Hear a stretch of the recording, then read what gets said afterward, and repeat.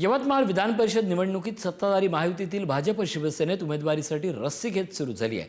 हा मतदारसंघ शिवसेनेचा आहे आणि सेनेची मतदार संख्या देखील बरोबरीची आहे। त्यामुळे शिवसेनेचाच उमेदवार ही निवडणूक महायुतीतून लढेल असा दावा शिवसेनेचे पश्चिम विदर्भ संपर्क प्रमुख पराग पिंगळे यांनी केला आहे। सध्या भाजपची मतदार संख्या ही सर्वाधिक आहे, त्यामुळे कार्यकर्ते पदाधिकारी यांचा उमेदवारीसाठी आग्रह असून पक्षश्रेष्ठींकडे तशी मागणी केली असल्याचं जिल्हा प्रमुख प्रफुल्ल चौहान यांनी सांगितलं।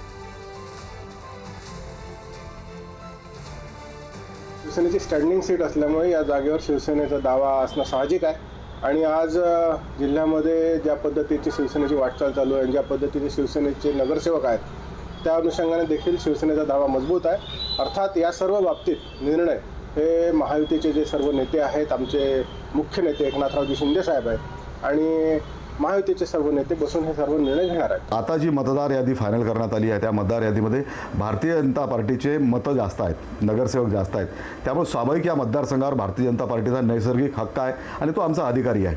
कार्यकर्त्याची तशी इच्छा पण आहे, त्यामुळे कार्यकर्त्यांच्या इच्छेचा आकांक्षाचा सन्मान करून त्यांच्या मागण्या आम्ही पक्ष नेतृत्वाकडे देऊ आणि इथून भारतीय जनता पार्टीचा उमेदवार ही निवडणूक लढेल यासाठी आम्ही सर्वजण आग्रही राहू, तसा प्रयत्न करू।